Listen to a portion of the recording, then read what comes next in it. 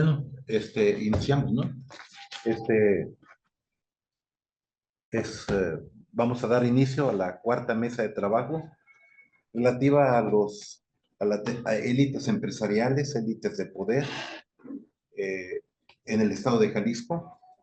Para ello, en primer lugar, vamos a tener la presentación de el maestro José Gómez Valle con el tema de élites empresariales y cambios políticos en el estado de Jalisco.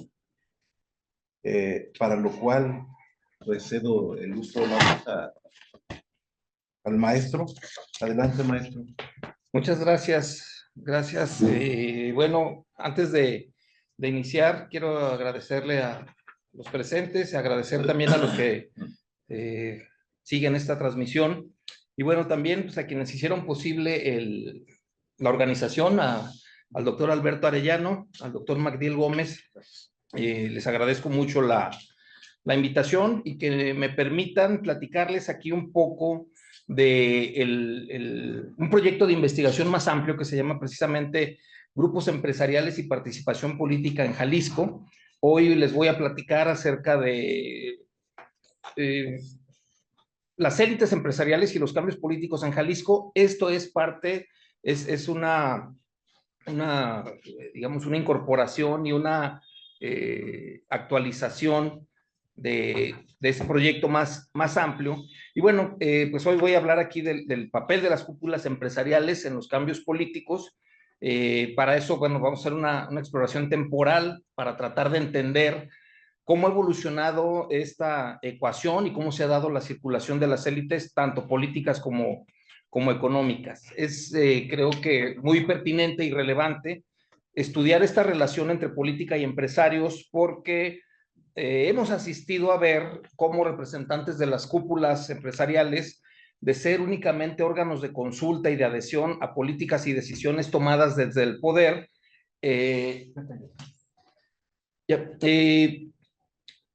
pasaron a ser parte ya de la arena política y a disputar después cargos de elección popular, ocupar espacios de responsabilidad tanto política, de representación política y de administración gubernamental. Como les decía, bueno, este trabajo es parte de un proyecto de investigación mucho más amplio, denominado Empresarios y Participación Política en Jalisco. En este texto, en el texto que les voy a platicar el día de hoy, exploro el papel que han tenido las cúpulas empresariales de Jalisco durante los cambios y transformaciones que tuvimos aquí en la entidad. Cómo se aliaban o cómo se adherían a los gobiernos, sobre todo en la época de la hegemonía del PRI. Retomo un periodo bastante amplio, desde el gobierno de Silvano Barba González, en 1939, hasta el último gobernador, el último periodo del gobierno del PRI durante toda esa hegemonía, que fue aquel sexenio dividido en dos, entre Guillermo Cosío Vidaurri y Carlos Rivera Cebes. Después vamos a hablar un poco de cómo influyó el activismo político de los empresarios en la alternancia con la llegada del PAN al gobierno del Estado, a la titularidad del Ejecutivo, y cómo posteriormente hubo otros dos periodos u otros dos gobiernos por parte del PAN, ¿no? Posteriormente hay un retorno del PRI con Aristóteles Sandoval entre 2013 y 2018, y también cómo se dio esa relación, que no fue una relación muy tersa, entre las cúpulas empresariales y el gobierno del Estado, el gobierno de retorno del PRI, cómo se dio una nueva alternancia con la llegada de Movimiento Ciudadano en el primer periodo que gobernó Movimiento Ciudadano, que fue el gobierno de Enrique Alfaro Ramírez, y pues en el que nos encontramos ahorita, ¿no? Digamos, es una rebanada de tiempo muy amplia de 1939, durante toda la hegemonía del PRI, hasta el actual gobierno. Aquí vamos a ver cómo se han ido dando estos cambios y cómo hemos podido ya tener en cuenta que se ha dado una evolución muy importante. Sí. ¿Cómo ha evolucionado la relación entre las élites políticas y las élites económicas en Jalisco? Vamos a ver cuáles son las coincidencias y las divergencias. Vamos a ver momentos de apoyo, de adhesión, pero también momentos no muy tersos y de confrontación. Y vamos a platicar un poco sobre los fenómenos observados. Bien, esta es una línea del tiempo bastante amplia, en donde vemos la relación de la clase política con los empresarios durante la hegemonía del PRI y los partidos que lo antecedieron, el Partido Nacional Revolucionario y el Partido de la Revolución Mexicana, aquí en Jalisco. Empezamos en el sexenio perdón, primero fue un cuatrienio, el de Silvano Barba González, de 1939 a 1943.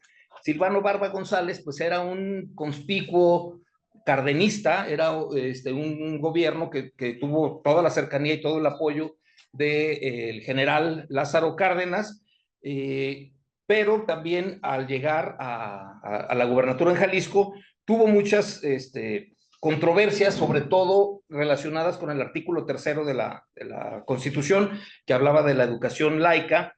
El PAN era un partido que recién se había fundado y hubo mucha digamos, controversia entre el gobierno de Silvano Barba, el clero católico, el Partido Acción Nacional, sobre todo con temas relacionados con la educación.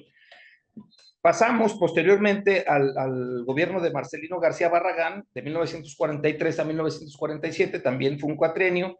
Aquí ya empieza a darse de una manera mucho más evidente la relación entre el gobierno del Estado y algunos inversionistas, ¿no? Se publicó la ley de fomento industrial y eso fue un gran apoyo para los inversores, facilitó algunas relaciones para acogerse a la ley de fomento industrial, y también en el gobierno de García Barragán se promovió la institución del Consejo de Colaboración Municipal en 1943, que esto servía como para integrar a representantes de las cúpulas empresariales o del sector privado en algunas decisiones y en algunas políticas de mejoramiento, le llamaban mejoramiento moral, cívico y material de la política y de la administración pública aquí en la entidad. Viene después el gobierno de González Gallo, ya el primer sexenio, donde ahí ya se empiezan a dar también unas alianzas con la incipiente industria local. Esto animó mucho también la inversión extranjera, y el gobierno de González Gallo se vinculó de manera muy estrecha con la iniciativa privada, también vía ciertas mediaciones y ciertas relaciones de parentesco y de familias, y evidentemente también de la Iglesia Católica. Hay una renovación también aquí en el Ejecutivo. Para esto estamos hablando ya de un momento en donde a nivel nacional estamos en lo que se conoció como el milagro mexicano, ¿no? El modelo de sustitución de importaciones, en donde se generan apoyos para la industria local, y eso habla también de una estrecha relación. Durante el sexenio del también literato Agustín Yáñez, se desarrolló una incipiente burguesía local a través de pequeñas empresas familiares, ¿no? Ahí empiezan a destacar las familias Aranguren, García Arce, Urrea, creo que son también por ahí. Y después llegamos ya al gobierno de Juan Gil Preciado, donde ya también se empiezan a ver un fortalecimiento de la inversión privada industrial en materia de política económica. La iniciativa privada empieza a ser también copartícipe de la obra creadora de la revolución.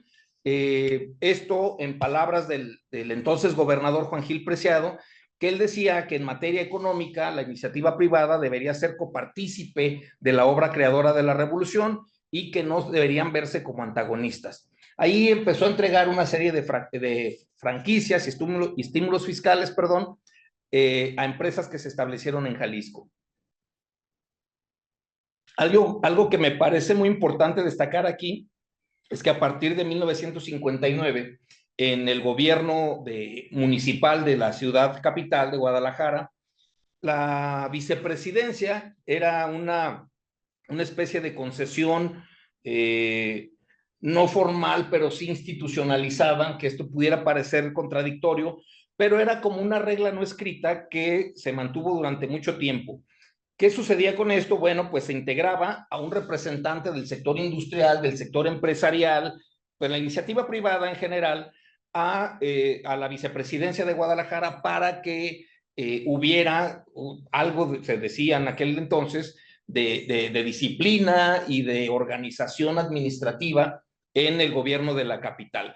La vicepresidencia fue durante muchos años, ahorita lo vamos a ver en la siguiente lámina, entregada precisamente a estos representantes del sector privado. Llegamos después al gobierno de Francisco Medina Ascencio, que siguió con una serie de respaldos y con una serie de apoyos al sector empresarial, aunque ya con un discurso marcadamente relacionado con la justicia social. ¿Por qué? Porque ya se empezaba a ver el agotamiento de este modelo de crecimiento económico a nivel nacional y se empezaban a dar algunas desigualdades socioeconómicas de manera muy marcada. Entonces, el gobierno de Medina Ascencio seguía con el respaldo al sector empresarial, pero al mismo tiempo en el discurso hablaba ya de marcadas desigualdades socioeconómicas. Brincamos al gobierno de Alberto Orozco Romero, el sexenio del 71 al 77, en donde empiezan a aparecer ya algunos grupos de oposición al régimen, empiezan a aparecer movimientos subversivos, empieza a aparecer los movimientos guerrilleros. Hay un hecho que marca un antes y un después en la relación entre políticos y empresarios, que fue el secuestro y asesinato de Fernando Aranguren Castillo, en aquel entonces un líder nato del sector privado, de la clase empresarial en Jalisco. Este secuestro y este asesinato, pues bueno, se le atribuyó a la guerrilla, ¿no? A la Liga Comunista 23 de septiembre. Les decía que esto marcó un antes y un después porque esto radicalizó la confrontación entre los empresarios que habían sido más o menos adherentes al grupo económico, al grupo político en el poder, pero que este desafortunado suceso pues los radicalizó y ahí hubo una especie ya de confrontación. Llegamos al periodo de Flavio Romero de Velasco, entre 1977 y 1983, cuya tarea principal que tenía ese gobernador era de imponer el orden en un clima de violencia y de descomposición social, al mismo tiempo que trataba de llevar una relación más o menos armoniosa con los empresarios locales. En ese contexto tuvimos a nivel nacional una importante reforma, ya nos lo comentaba el doctor Guillermo de la Peña en la sesión inaugural de este coloquio, que hubo varios cambios y varios momentos que repercutieron de alguna manera. Una era, bueno, pues, otorgarle registro a ciertos sectores que se habían radicalizado y que se habían salido de los cauces institucionales y pues se pretendía con esta reforma traerlos de nuevo a la contienda político-electoral de manera institucionalizada. También esa reforma, además de otorgarle el registro al Partido Comunista, se lo dio también al Partido Demócrata Mexicano de una vertiente más sinarquista que también tuvo algún tipo de repercusiones en la relación entre pues, la derecha mexicana y el partido en el poder. Llegamos al gobierno de Enrique Álvarez del Castillo en 1983-1988, ya se empiezan a dar en el contexto nacional e internacional procesos económicos de globalización, se firma el famoso GATT, el Acuerdo General de Aranceles y Comercio en 1986, se desarrolla la Expo Guadalajara, un centro de negocios y de convenciones que iba a darle mucho impulso a la economía en el país. Y de ahí, pues nos vamos al gobierno de Guillermo Cosío Vidaurri, que duró de 1988 a 1992, que tuvo que salir, producto de aquellos fatales sucesos también de las explosiones del sector Reforma en 1992, y quien concluyó ese sexenio fue Carlos Rivera Cebes. Ahí estábamos en una serie de sucesos también bastante polémicos y contradictorios. Mientras por un lado se veía que había una bonanza, pues esta era más que nada un espejismo, porque se empezaron a desencadenar una serie de crisis económicas, hubo cierre de empresas, micros, pequeñas y medianas, que esto generó, por supuesto, el descontento de los empresarios. A nivel nacional había una política de pactos y de acuerdos entre el sector obrero, el sector empresarial y el gobierno de la República, pero en el estado de Jalisco teníamos digamos, dos problemas que detonaban de una manera muy importante. Uno, era la crisis económica que llevó a la quiebra a muchas empresarios que perdieron ahí su patrimonio, y por otro lado estaba ya una crisis de inseguridad pública que tuvo como punto culmen, digamos, el asesinato de un jerarca religioso en el aeropuerto de Guadalajara. Bueno, estamos ya en la primera alternancia del gobierno. Llega el PAN en 1995 al gobierno del estado, y ahí hay un incremento en el activismo y en la participación política de los empresarios. Durante el sexenio de Cárdenas Jiménez, pues vemos ahí que todavía hay secuelas del llamado fenómeno Cloutier, en donde el líder empresarial, Manuel Cloutier, fue candidato por el Partido Acción Nacional a la presidencia de la República, pero generó también el activismo y la inquietud, y también incentivó la participación de sectores empresariales locales que capitalizaron el descontento del sector empresarial, y eso propició de alguna manera pues la llegada de Alberto Cárdenas Jiménez al poder.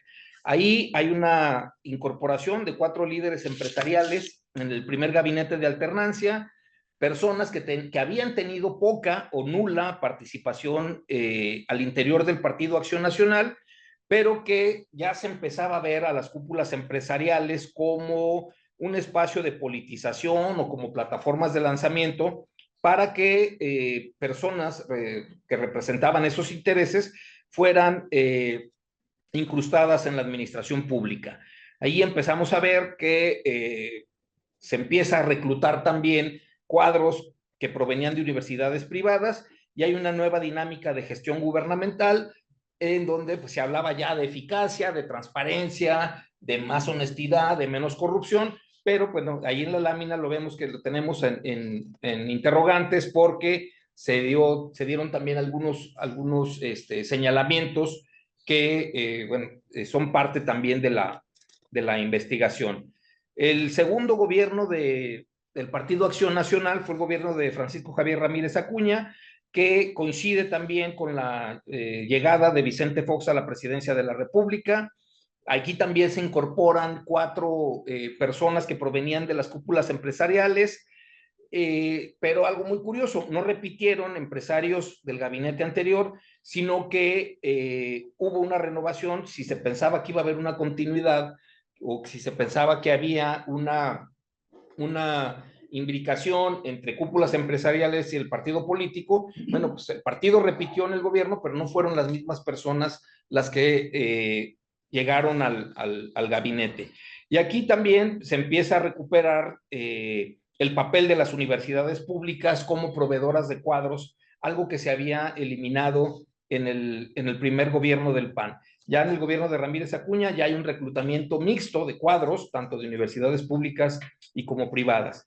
Es en este periodo de Francisco Ramírez Acuña, al mismo tiempo se da de manera paralela, de manera concomitante, la desaparición de la figura de la vicepresidencia de Guadalajara. Es decir, ya no se veía como la necesidad de dotar de ese espacio a representantes de la iniciativa privada, sino que ya habían llegado y ya estaban en cargos de la administración pública, sobre todo en el Poder Ejecutivo. El tercer gobierno del PAN fue el de Emilio González Márquez. Aquí únicamente llegaron 2 exdirigentes empresariales a su gabinete, un gabinete que concluyó con muchas críticas y cuestionamientos, perdón, un estancamiento en la distribución del ingreso, y un oneroso endeudamiento, producto de la organización de los Juegos Panamericanos, deficiencias en la obra pública, presuntos fraudes por parte de ciertos funcionarios, y aquí ya volvemos a ver nuevamente un activismo político de las cúpulas empresariales. En ese momento, cuando estaba Emilio González Márquez en el gobierno del estado, el presidente de la Coparmex era el actual gobernador de Jalisco, Jesús Pablo Lemus Navarro. Las siguientes láminas las voy a obviar, igual voy a dejarle aquí a los organizadores la presentación por si alguien tiene interés, pero bueno, son perdón, los nombres de las personas que provenían de la iniciativa privada, en particular de las cúpulas empresariales, qué carteras ocuparon y cuál era su posición o su cámara de origen. Ahí tenemos a dirigentes de la Coparmex, de la Careintra, de la Canacintra, de la Cámara de Comercio. Esta lámina que están viendo ahorita, que estamos viendo ahorita, es la del primer gobierno del PAN.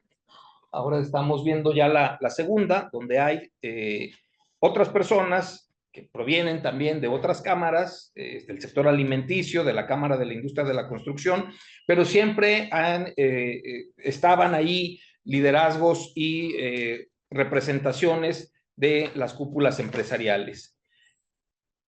En esta lámina que estamos viendo ahorita es ya la de Emilio González Márquez. Ahí ya hay una primera repetición. Guillermo Martínez Mora, quien había sido también funcionario en el gobierno de Ramírez Acuña, adquiere una cartera, que es la Secretaría de Promoción Económica.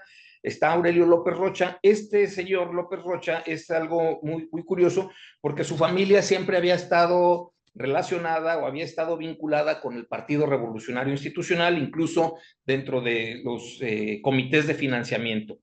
Era muy extraño que una persona que provenía de la iniciativa privada y que provenía de una familia que había sido en algún momento pues simpatizante o promotora y que financiaba campañas del PRI, bueno, que se incrustara en un gabinete de Acción Nacional. Está también otra persona, José Luis de Alba González, quien estuvo en la Secretaría de Administración y después en la Secretaría de Finanzas, que no participó tanto en cúpulas empresariales, pero sí tenía una relación y se formó en el Instituto Panamericano de Alta Dirección de Empresas, una institución de la cual posteriormente se funda la Universidad Panamericana, y que tenían, vinculados también con el Opus Dei, y que tenían como principal función formar líderes de alta dirección que posteriormente se ingresaron a la política. Tenemos el regreso del PRI a la gubernatura de Jalisco con Jorge Aristóteles Sandoval Díaz entre 2013 y 2018. Ahí ya se da un distanciamiento con ciertas cúpulas empresariales. Ya únicamente dos exlíderes de organismos cúpula entraron al gobierno. Hubo una relación no muy tersa entre primero el candidato y luego el gobernador Aristóteles Sandoval con las principales grupos empresariales de Jalisco. Al parecer, no lo veían como un candidato, una persona que pudiera generarles los apoyos que habían tenido en gobiernos anteriores. En ese mismo gobierno hay un repunte o un surgimiento del partido Movimiento Ciudadano, que ya empieza a invitar a ciertos representantes de la Coparmex y que ganan unas alcaldías metropolitanas en 2015. Entre ellos, pues obviamente también contamos ya ahí a Pablo Lemus como presidente municipal de Zapopan. En el gabinete de Sandoval Díaz, únicamente hubo dos personas provenientes de las cúpulas empresariales. José Palacios Jiménez ocupó la Secretaría de Desarrollo Económico. Él venía de la Cámara de la Industria Joyera y había sido vicepresidente del Consejo de Cámaras Industriales, y el otro fue Enrique Ramos Flores, que llegó a la Secretaría de Turismo también sustituyendo, o más bien reemplazando a una persona que había nombrado inicialmente en el gabinete, pero que desafortunadamente también fue víctima de un atentado, y llegó ahí Enrique Ramos a la Secretaría de Turismo. Él, si bien había tenido ya una carrera en el PRI, pues había sido ya presidente de la Cámara de Comercio de Guadalajara. Es decir, volvemos a presentar o volvemos a percibir ahí presencia de personas que habían militado, que habían sido parte de las cúpulas empresariales y que estaban ya insertos en el gobierno. Hay una nueva alternancia en el poder político, llega Enrique Alfaro de Movimiento Ciudadano, ahí ya se empiezan a consolidar en cargos públicos y de representación personas que provenían de los organismos empresariales. Hubo un discurso muy marcado de Enrique Alfaro en donde él hablaba de malas acciones, él decía, literalmente lo voy a leer, las malas acciones del pasado provocaron un distanciamiento en la relación entre el gobierno y las cúpulas empresariales. Él invita en ese discurso a los empresarios a que se sumen nuevamente a un proyecto político, dice, vénganse a la mesa que abandonaron en su momento porque por falta de confianza con las autoridades de Jalisco. Los líderes empresariales que se integraron en el gabinete de Enrique Alfaro Ramírez fueron tres, de hecho fueron dos en un principio, Alfonso Pompa Padilla, que provenía del Instituto Tecnológico de Monterrey, y Alejandro Guzmán Larralde, que había sido director estratégico de Aranza Industrial, la empresa de la familia Aranguren. Alejandro Guzmán Larralde llegó a la Coordinación General de Estrategia de Crecimiento y Desarrollo Económico, y posteriormente llegó ahí Javier Orandain de Obeso, quien había sido presidente de la Cámara de Comercio de Guadalajara. Ahora, bueno, pues ya estamos en el segundo periodo de Movimiento Ciudadano en la gubernatura, que va a ir del 2024 a 2030, en donde ya se ve un crecimiento de personas de personas o líderes de organismos empresariales para llegar al número de 8, incluyendo al propio Pablo Lemus, que había sido, como lo comenté hace un momento, presidente de la Coparmex en Jalisco. Aquí ya hay una consolidación de representaciones empresariales en el gobierno y se empieza a notar de una manera más fehaciente, más evidente, el fenómeno que se conoce, un fenómeno global que se conoce como el de la puerta giratoria, que ahorita en las conclusiones lo vamos a platicar.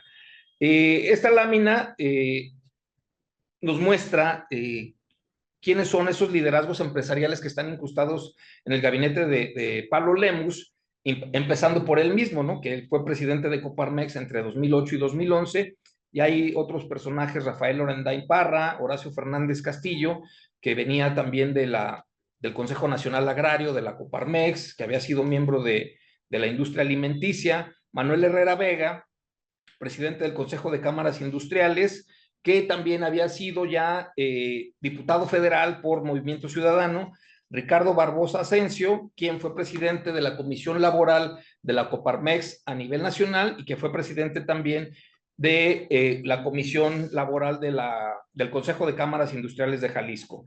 Por primera ocasión hay una mujer que provenía de las filas empresariales en un gabinete, que es Cindy Blanco. Ella viene de ser vicepresidenta de innovación en la Cámara de Comercio de Guadalajara. Algo que se ha visto a nivel nacional y a nivel local también es la poca presencia de mujeres en las cúpulas empresariales. A nivel nacional, bueno, lo que era Consejo Mexicano de Hombres de Negocios cambió su nombre al Consejo Mexicano de Negocios porque ya empezaron a ingresar mujeres, pero eso ya se fue hasta 2006, 2008 más o menos, 2009. Y bueno, ahora con la llegada de Cindy Blanco a la Secretaría de Desarrollo Económico, proveniente de la Cámara de Comercio de Guadalajara, se marca ya un parteaguas también. Está también por aquí en esta lista Mauro Garza Marín, que fue presidente de la Coparmex en Jalisco, y Francisco Mayorga Castañeda. Francisco Mayorga Castañeda es un caso muy interesante también porque él fue del Consejo Nacional Agrario y fue integrante del primer gabinete de alternancia, participó en el gabinete de Alberto Cárdenas Jiménez. Él había sido presidente de la Cámara Regional de la Industria de la Transformación, había sido coordinador del Consejo de Cámaras Industriales, fue vicepresidente nacional de la CONCAMIN, fue el primer presidente del Consejo Agropecuario de Jalisco, y además fue secretario de Desarrollo Rural con Alberto Cárdenas entre 95 y 2001, después fue titular de la Zagarpa con Vicente Fox entre 2005 y 2006, y también titular de la misma Zagarpa con Felipe Calderón entre 2009 y 2012. Por eso les decía que es un cargo, un caso significativo, porque ha recorrido ya gobiernos locales, gobiernos federales y diferentes cargos en las cúpulas empresariales. Esta lámina que vemos aquí ya es un comparativo, son unas barras ahí que nos señalan cuál es el número perdón, aquí es, el número de empresarios o de personas provenientes de cúpulas empresariales que se insertaron en los gobiernos del Estado, ¿no? En el Poder Ejecutivo. Con Cárdenas Jiménez hubo 4, con Ramírez Acuña hubo 4, con Emilio González bajó a 2, con Jorge Aristóteles Sandoval hubo 2, después en el gobierno de Enrique Alfaro hubo 3, y en el actual gobierno tenemos a 8 personajes que provienen de las cúpulas empresariales. Bueno, algunos hallazgos de los que ya hablé ahorita. Bueno, que durante la hegemonía del PRI hubo un apoyo mutuo entre gobiernos y grupos empresariales, se brindaban apoyo, se brindaban adhesión, había incentivos fiscales, había apoyos del gobierno a los empresarios, y los empresarios pues no actuaban de una manera tan visible en el ámbito político. Después, otro hallazgo es que los organismos cupulares de la clase empresarial pasaron de actuar como grupos de interés a convertirse en verdaderos grupos de presión, ya para incidir e impulsar cambios en las formas de gobernar y en algunas políticas públicas.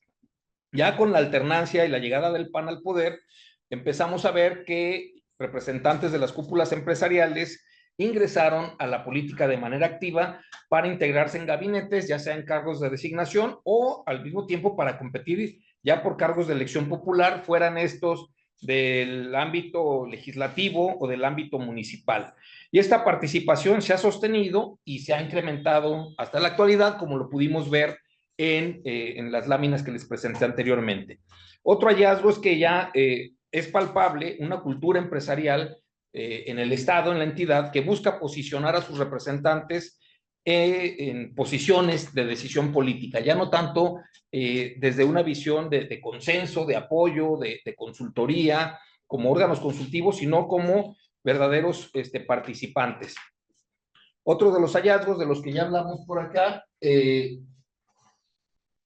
es que las universidades privadas han fungido como centros de formación para incidir en el ámbito de lo público y como espacios de reclutamiento de la clase empresarial para insertarse en la actividad política y gubernamental. Algo que también hemos descubierto es que pues, las cúpulas empresariales no están casadas de una vez y para siempre con partido político alguno, sino que se relacionan con los partidos de una manera estratégica para impulsar los temas que más les interesan en sus agendas y para obtener posiciones de decisión. Que en la relación política y empresarios siempre aparecen aspectos como la eficacia y la transparencia, aunque también se abren ahí ventanas sobre posibles actos de corrupción o de beneficios selectivos. El hecho de que los empresarios participen en la vida pública, en la vida política, pues no debería ser algo que, o más bien, se ha convertido ya en algo más o menos normal. Es un derecho, pero lo que sí no estaría bien es que hicieran pasar como intereses generales ciertos intereses sectoriales o de grupo y que pudieran tener beneficios selectivos desde esas posiciones. Y algo que también se ha evidenciado mucho es este fenómeno de la puerta giratoria, que es la circulación de altos cargos entre las esferas del poder económico y el poder político. Esto lo estamos viendo aquí en el estado de Jalisco, que se da de una manera unidireccional, es decir, del sector privado, de las cúpulas empresariales, pasan al ejercicio del poder público. No es algo privativo del Estado, esto se ha dado ya de manera nacional e incluso en el orden, en el ámbito global, se ha dado este fenómeno. Y bueno, pues con esto yo concluiría mi participación, agradeciendo su atención y pues estando al pendiente por si hubiera alguna pregunta o alguna duda. Yo nada más tengo una pregunta. Ahí dice que, por ejemplo, las cúpulas empresariales no están casadas una vez y para siempre con ningún partido político. Y yo le iba a preguntar a usted si hay, o sea, lo que entiendo es que muy rara vez un personaje se repitió en las esferas, en las cúpulas políticas. Entonces mi pregunta era esa un poco, es decir, no parecería que los mismos grupos permanecieran, sino quizá dependiendo del partido eran los grupos en turno, o hay alguna detección al respecto de qué familias con qué partido, o... No, hay incluso señalamientos o declaraciones que dicen, no, pues yo estoy participando ahorita porque me invitaron, ¿no? Y es más, no hay una digamos, coincidencia en la militancia. Okay. Incluso se declaran no militantes, se declaran como no militantes. Son muy pocos en la investigación más amplia, son muy pocos, de 14, 15 personas que tuve la oportunidad de entrevistar, 2 o 3 son los que sí se asumen como militantes de un partido político. Esto habla más bien de una cuestión, como lo mencionaban en los hallazgos, como una cuestión más pragmática, más estratégica, más de coyunturas, más, a ver, de acomodarse en el proceloso mundo de la política, se van acomodando, ¿no? Sí, es decir, no encontrarse como alguna sistematización entre los grupos que de alguna manera pertenecieron a estas cúpulas, simplemente quizá la coyuntura los acomodó ahí. O buscaron acomodarse ahí. ¿Sí? Acomodarse ahí. Sí, eso es. Gracias. Sí, bueno, no sé si hay alguna otra comentario o pregunta. Si de no ser así, pues no nos resta más que agradecerle al maestro José Gómez Valle su participación, su brillante participación, y pasamos ahora a la segunda participación, un tema que se llama Las dinámicas de poder, un análisis de las élites en la región Ciénega de Jalisco. Responsabilidad de el doctor Magdiel Gómez Muñiz, de la Universidad de Guadalajara.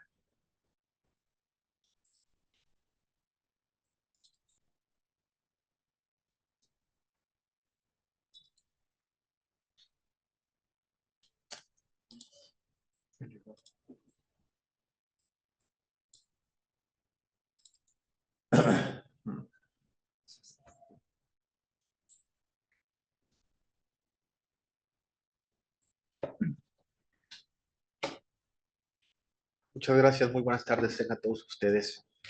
En lo particular, me siento muy afortunado de poder compartir esta mesa con amigos, colegas, que hacemos una especie de remembranza desde cuando vamos recorriendo algunos temas y desde allí quizá pudiésemos empezar con el ejercicio de el estudio de las élites, que sin duda parecía ser que hay una especie de hollanco de secuencia histórica donde se debatían principalmente los clásicos y después como que empezaron a sufrir bajo las dinámicas sociales una especie de pues el sueño de los justos, y que ahora en esta tercera edición me congratula pues estar compartiendo este tipo de reflexiones.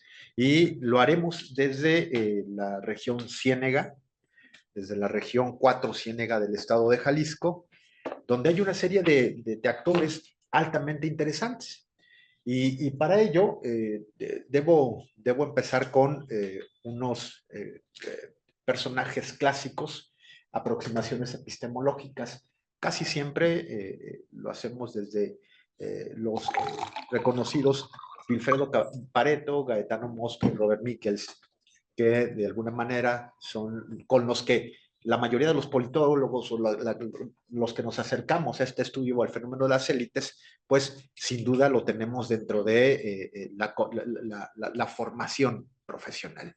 Pero no solamente nos quedamos allí, hay alguna especie de también trabajo de investigación documental donde Gobetti Burcio y Dorso, por otro lado, también se aproximan, pero desde los enfoques institucionales, las élites dentro de las instituciones, cómo funcionan, cómo metabolizan el poder.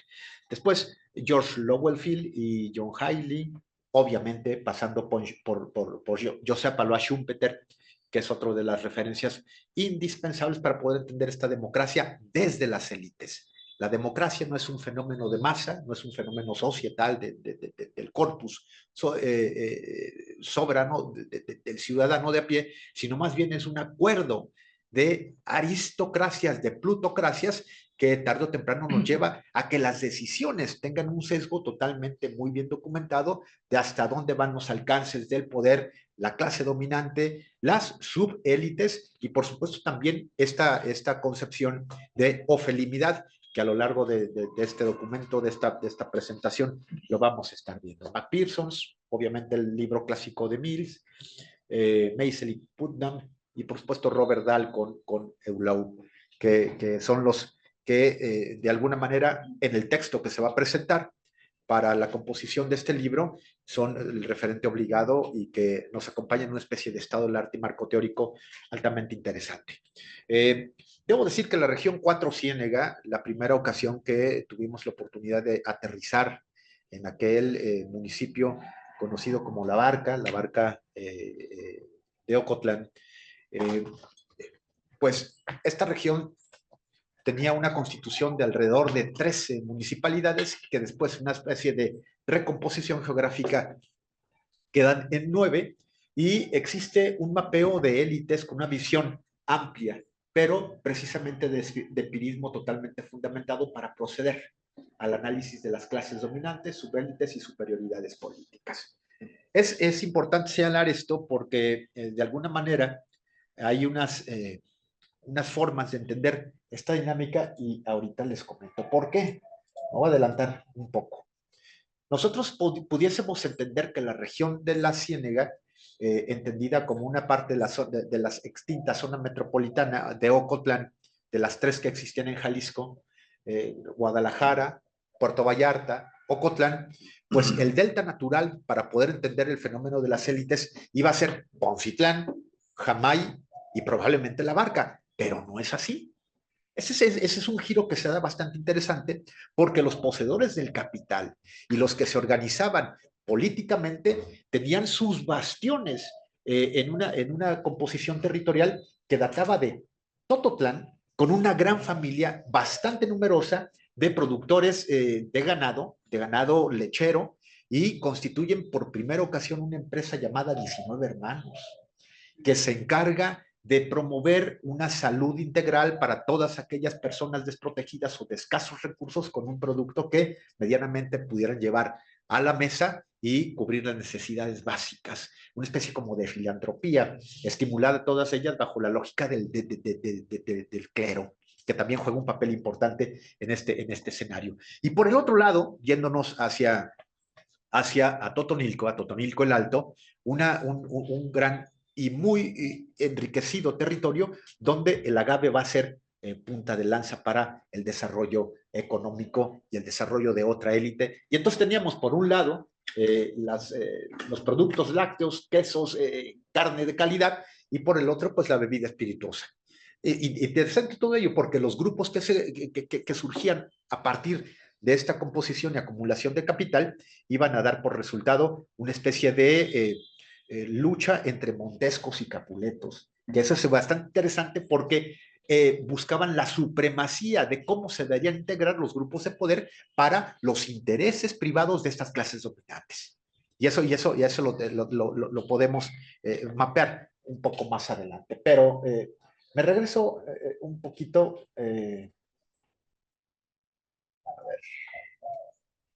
Perdón,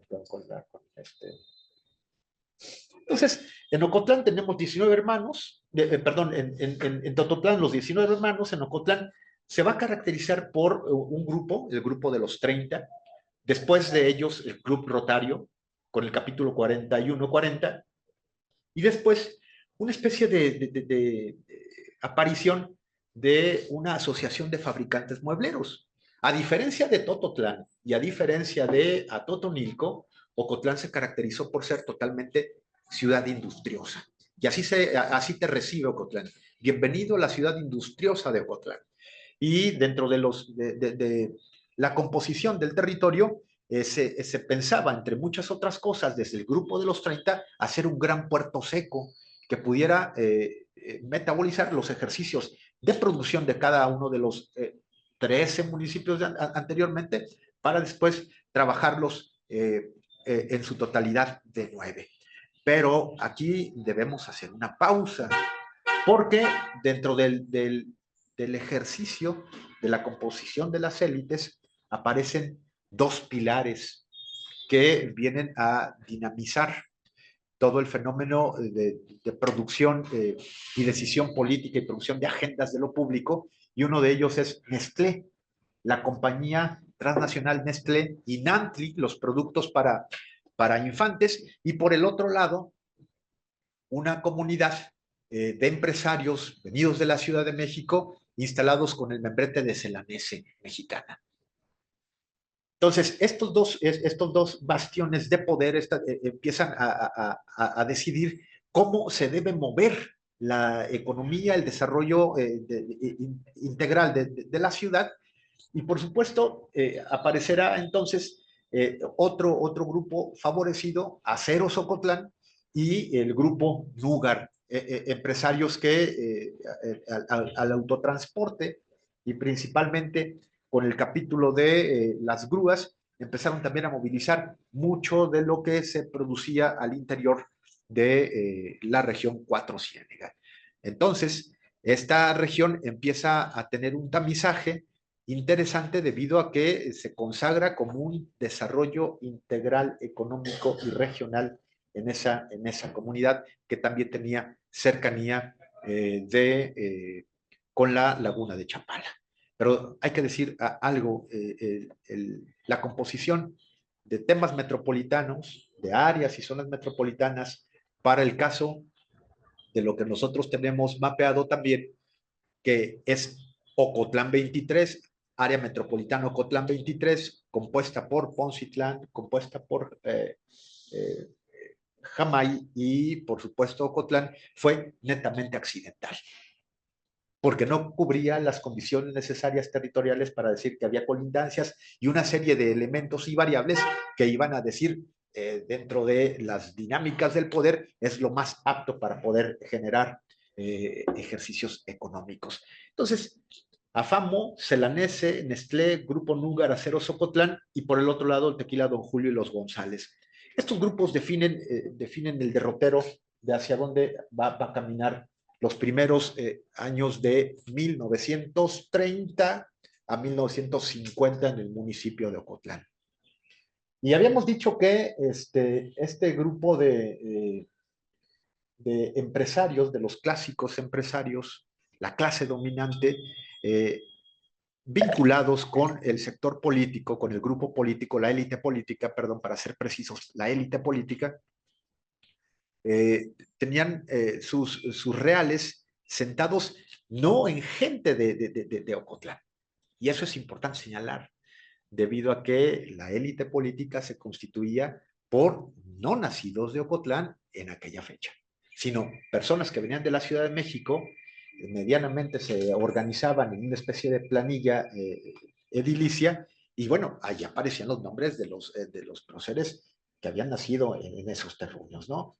Y ponemos Ocotlán porque también es uno de los estudios que surge más adelante desde el programa ONU Habitat en el índice de ciudades prósperas, donde se analiza que estamos medianamente bien, digo, estamos porque estoy ahorita radicando en ese municipio y tenemos una calificación probatoria de 6.7, pero contradictorio que tenemos el mayor número de zonas de atención prioritaria y allí como que cuando aparece una contradicción, pues obviamente hay una mentira.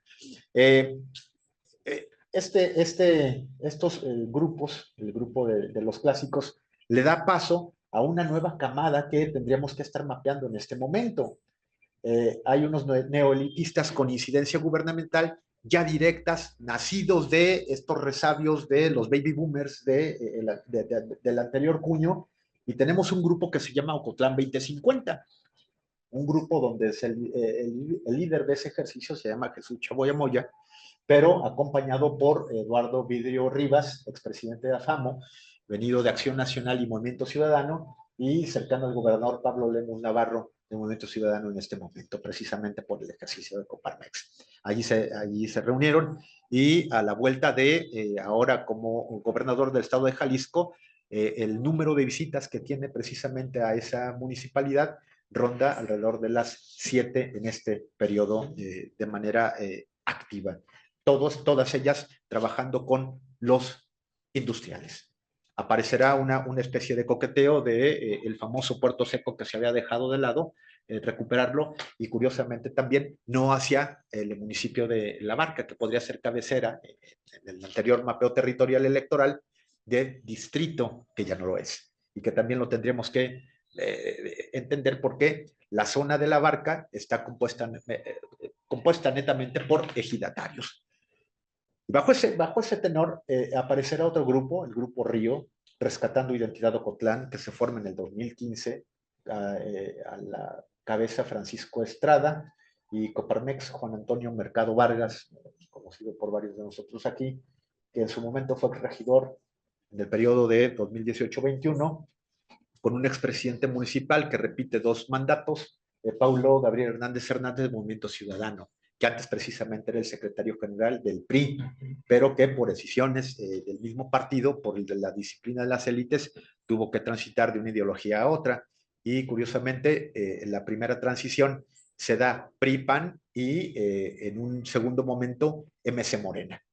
Este grupo de superioridad política de clase dominante también arroja a Ocotlán con una posición privilegiada en cuanto a la comunicación, y tiene que ver con el tema de un aeropuerto, una pista para el desarrollo económico, pero principalmente era donde las personas de Celanese aterrizaban con cierto tipo de inversionistas para ese territorio, y fundaron un primer club de élite que se llamaba Club Cancel. Y todos aquellos que tenían membresía de trabajo rotario, de trabajo de clero, por supuesto también preferencia política, cada 15 días pactaban de hacia dónde iban a tomar pues los derroteros el municipio, pero además vinculados con los vecinos de Tototlán y por supuesto con el ejercicio que se da en las tequileras, que se hizo muy fuerte en este caso 1970, 1980, la zona de los Altos de Jalisco. Debo señalar que además el grupo Rescatando Identidad de Ocotlán se constituye por una decena de pensadores clásicos de las distintas universidades, de los distintos institutos educativos, donde también la Universidad de Guadalajara, que en la región Ciénega, Atotonilco y La Barca cumple 30 años en este último 2024.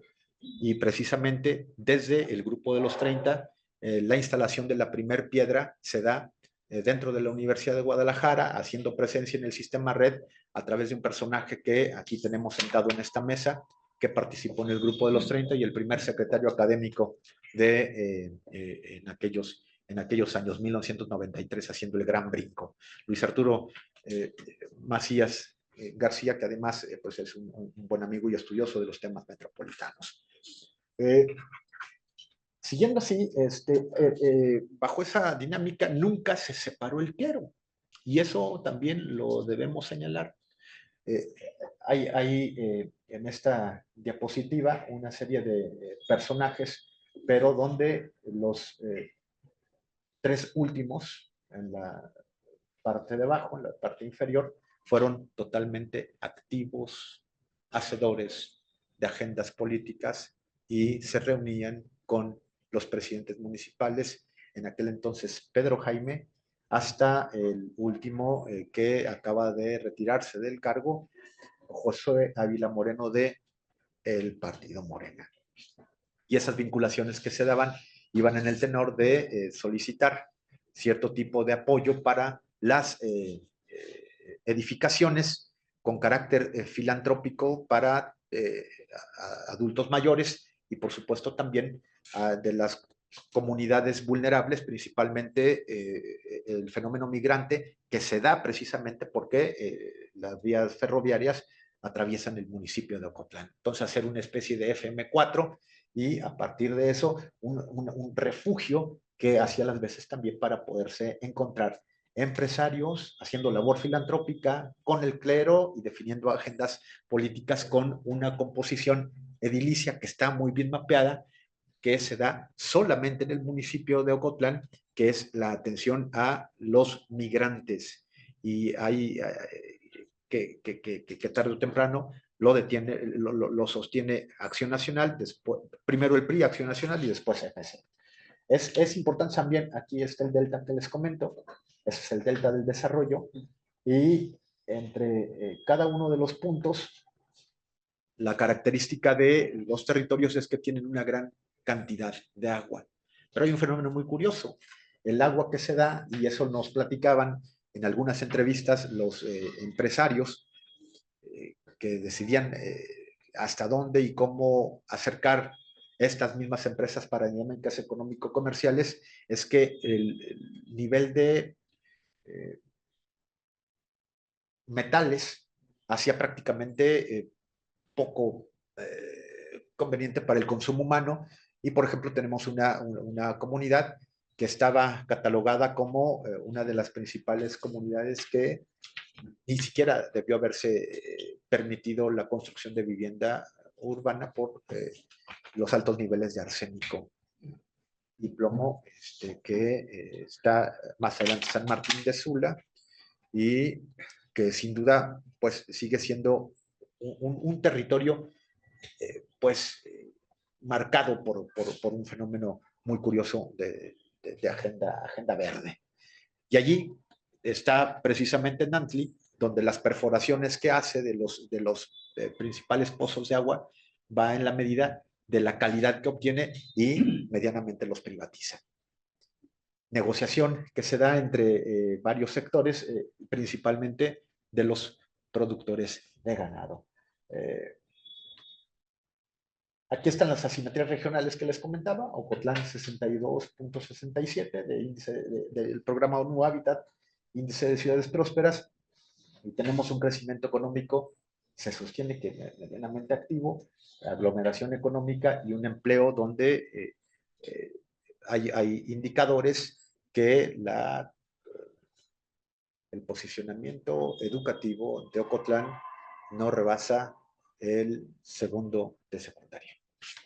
Allí vamos a también tener un desafío bastante grande con el tema de las instituciones de educación, tanto básica, media básica y superior.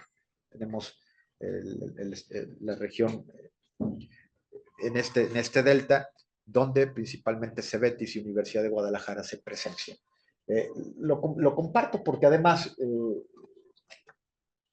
se puede llegar a una primera aproximación que es que Ocotlán tiene una homogeneidad cero en cuanto a la composición de las élites, pero las élites en Ocotlán tienen una cohesión de élite fuerte y unificada. En Tototlán es una cohesión de élite dividida con tendencia a la atomización, y en Atotonilco su cohesión es de élite moderada y ramificada. Esto recuperando principalmente las aproximaciones de Pareto, y donde los clásicos nos comentan que las élites se podrían estudiar en la medida de su capacidad, primero de organizarse y luego de chantaje con los otros actores de la población. Es también importante decir que este grupo de los 30, con la llegada de Celanese en 1947, y que hoy por hoy Celanese ni siquiera está en Ocotlán, está en Poncitlán, está en la comunidad de Cuitzeo, pero todas las familias, hasta 550, estuvieron precisamente en este tránsito frontera y cerró el 31 de octubre de 2019. Se va también el grupo de industria, cierran el grupo Club Cancel y ahorita es un terreno completamente árido cuando fue un punta de lanza y donde la Universidad de Guadalajara, a través del rector Ricardo Villanueva, dice, vamos a certificar la mano de obra de todo lo que se pudo recuperar de estos trabajadores de Celanese y poder hacer una especie como de clúster, una especie de lunar de producción con todo lo que ellos nos pueden dar desde la expertise para todos los que participan en las carreras de mecatrónica, ingenierías y por supuesto también fluidos y lo que tiene que ver con la industria de la transformación. Este es el personaje, son los personajes del presidente municipal y aquí se abre otra beta muy interesante porque los que participaban en el grupo de los 30 hasta 6 presidentes municipales fueron los que tomaron decisiones en la agenda política. Era por demás sabido que en este proceso de ofelimidad, que significa la circulación de las élites, el grupo de los 30 definía como clase dominante quién iba a ser la clase gobernante, cuando iba a salir en un momento por periodo constitucional esta municipalidad, recuperaban al siguiente en lista y que casi siempre estaba vinculado con AFAMO, eso es, hay que ponerlo, hay que subrayarlo, con los fabricantes muebleros y hacían las veces de pertenecer a las comisiones edilicias y, si no, ser presidentes municipales, hasta 6.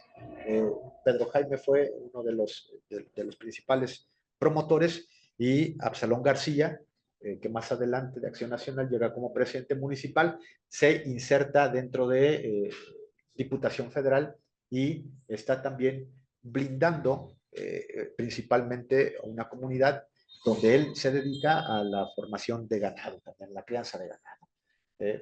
Las variables exógenas para la integración del desarrollo, ahí está el Club Cancel con algunos nombres, el ingeniero Escalona, el CEO, Eduardo de la Torre, promotor de un grupo del grupo de Club Cancel, como les comentaba, y Francisco Aguilar Loza, que se encargaba de tener cierta cercanía, me comentaba Luis Arturo, con un grupo que también se reunía precisamente para hablar de formación cultural, pero desde la Comisión Federal de Electricidad juega un papel muy importante. El personaje es Mario Peñaluce, superintendente de la región Ciénega, y pactaba directamente con los empresarios muebleros. Tenían un problema los muebleros y precisamente el trabajo y el pacto con ellos era para producir y que ninguna de las empresas sucumbiera ante las altibajas de voltaje. Cebetis 49 con José Manuel Ruiz Uscanga y la Ciénega con el primer rector Alfredo Mendoza Cornejo, que más adelante aparece el finado maestro Carlos Briceño Torres, después Pedro Guerrero Medina, 2 periodos, Gabriel Torres Espinosa, Francisco Cuellar, y después de Cuellar aparecerá Raúl Medina Centeno y más adelante María Felicitas Parga Jiménez y después el rector que en este momento también está con 2 periodos, el doctor Edgar Eloy Torres Orozco. Entonces, en esa secuencia han estado los penduleos universitarios en mayor participación con el asunto de lo político y en algunas donde las presidencias municipales simplemente ni siquiera se acercaban a consumir, si me permiten el término, qué pasa con los egresados, a dónde se iban a insertar dentro del mercado municipal, que a veces parecía colapsar. Pero no solamente en Ocotlán, sino también Tototlán y Atotonilco. La Barca tiene otro corte. Con esto estoy cerrando. El grupo gobernante, dentro de las características de Ocotlán principalmente, permite una rotación interna y eso se va a ver una rotación interna desde lo político, desde lo técnico y desde lo natural.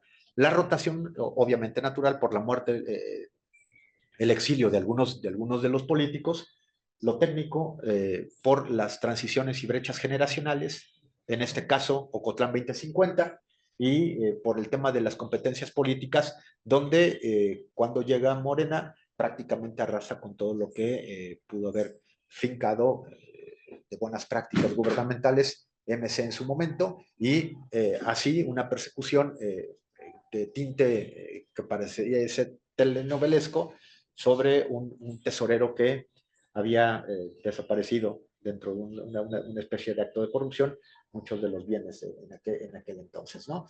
Entonces, estas características de grupo gobernante nos llevan a que entendamos la dominación de la élite sobre la sociedad de manera total, una cohesión de élite fuerte y unificada en la mayoría de los casos de este delta que les comento, un poder de élite observable y formal, una fuerza motriz del elitismo con una inevitable división y, por supuesto, entendiendo que la masa es una masa que no se puede organizar y que bajo esa lógica, si no se puede organizar, por supuesto no puede tomar decisiones en el gobierno.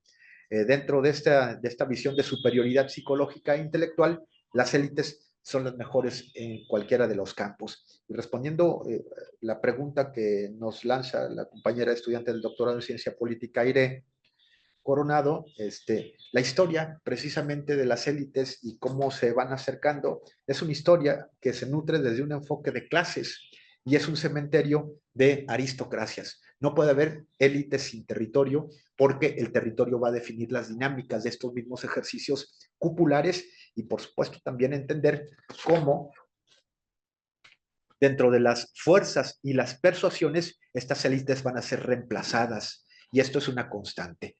No hay hombres iguales dentro de una lógica homogénea y partimos nosotros del supuesto de una organización societal basado en políticas de élite que se administran por pocos individuos. Y estos están contabilizados precisamente a partir de una necesidad de organización social y una división laboral, donde los líderes, más la especialización de los mismos, nos van a conectar con la unificación de diferentes áreas y, por supuesto, también entender la lógica política, económica y de seguridad. Hoy por hoy, dentro de la región Ciénega, tendríamos que entender las nuevas subélites, lo sea Guillermo de la Peña, los intermediarios que a veces aparecerán también con una etiqueta de crimen organizado, que eso sería otra de las posibles investigaciones que se pudiesen hacer dentro del mapeo de quién y cómo gobiernan los territorios. Y allí también las dinámicas informales que a veces meten a la vida política dentro de un refuego de creación de un régimen paralelo al Estado de Derecho. Y con eso yo estaría terminando, agradeciendo a todos ustedes su atención y pensando pues que dentro de la lógica que se va a presentar un documento final, Floyd Hunter sostiene que los empresarios, la iglesia y todos aquellos grupos dominantes representan un poder soterrado de intereses de élite. Se instituyen y el magma de significación de lo simbólico hace las veces de carretera de doble flujo y con ello las élites puedan, en el mejor de los casos, permanecer. Entonces, termino pues la necesidad de hacer las cosas une a los del poder con los del recurso, pero no tienen un control directo para la capacidad de hacer chantaje dentro de los proyectos sociales. Pues mil gracias por su atención. Muy buenas tardes.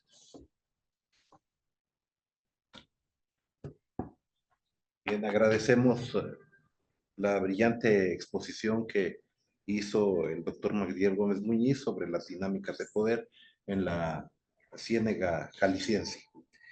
Pasamos ahora a la tercera exposición a cargo del doctor Alberto Arellano Ríos del Colegio de Jalisco. El tema en este caso es el grupo UDG, Radiografía Política de una Universidad Pública. Doctor. Muchas gracias. Bueno, yo voy a ser un poco más breve para aprovechar Yo los escuché y anoté un par de preguntas. Digo, no sé si estas también. Sobre todo me gusta más el intercambio. Son 6 diapositivas.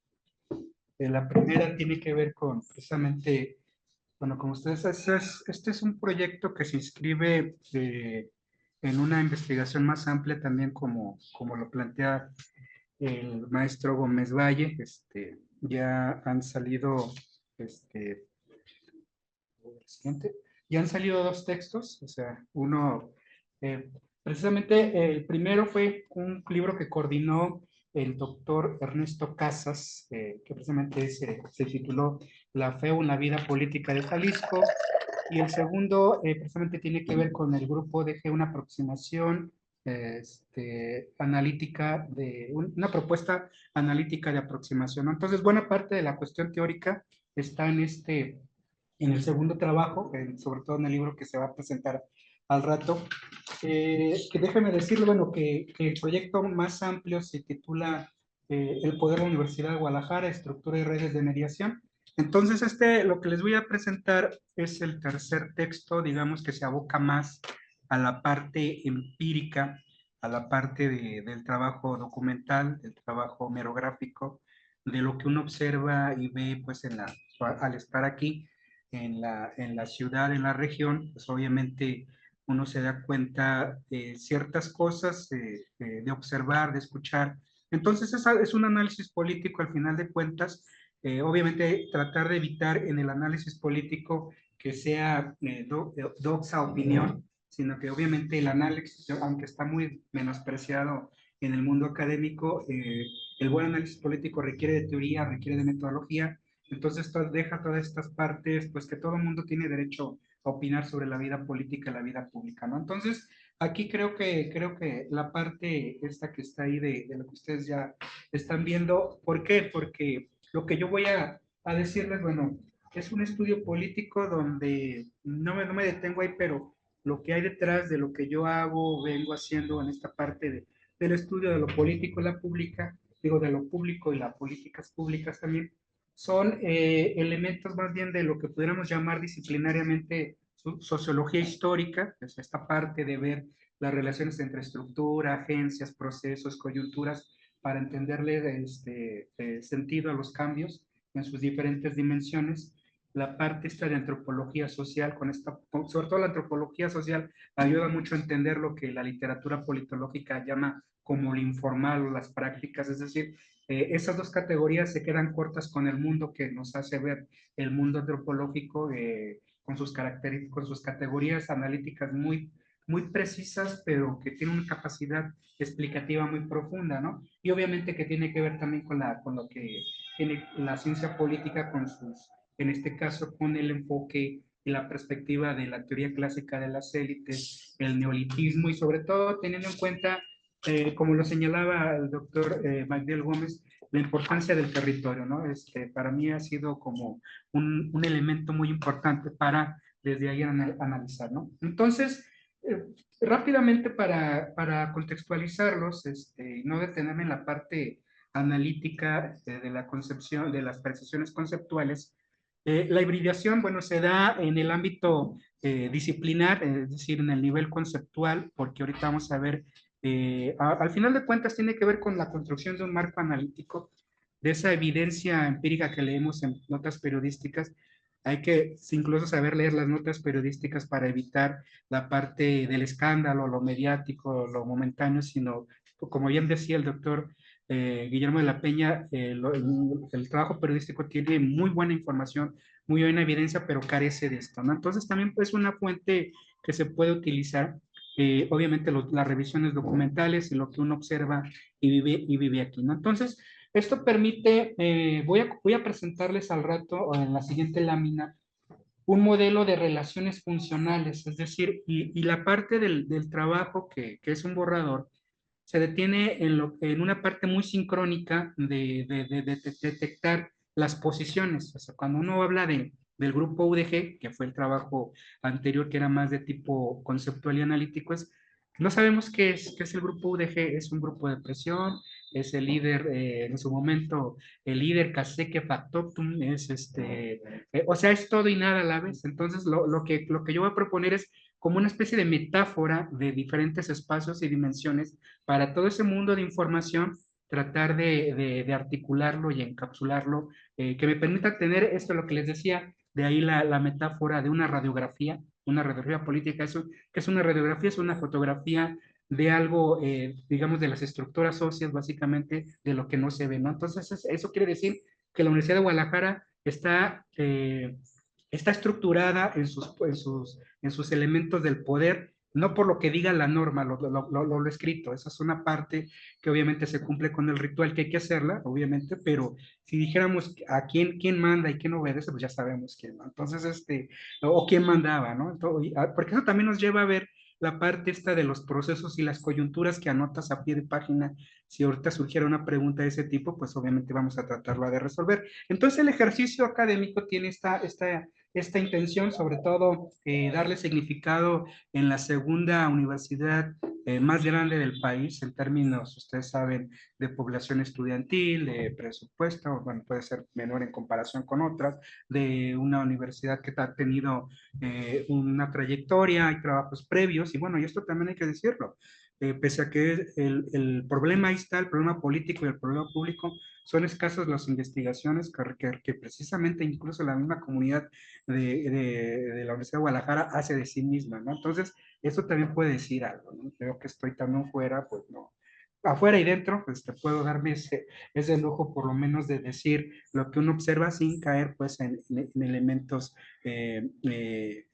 pues de opinión en el sentido de señalar algo que precisamente puede ser incómodo en la forma en cómo opera y se desenvuelven las dinámicas al interior de la Universidad de Guadalajara y hacia el exterior, ¿no? Entonces, básicamente, lo que presento, digamos que esta es la conclusión del texto anterior, es decir, tuvo que hacer uso de todo ese arsenal categorial sobre todo de la antropología política, obviamente de empezar a precisar el líder, el hombre fuerte, el cacique, las camarillas, las acciones, los grupos internos, y luego, bueno, pareciera a veces que vemos a la Universidad de Guadalajara como una institución al interior, que también obviamente total, pero no lo es de todo, tiene atisbos de disidencia y actores muy críticos, pero obviamente se tolera mientras no atenten contra lo que realmente está en juego, ¿no? Que es el control político de la Universidad de Guadalajara. Y obviamente esto le permite también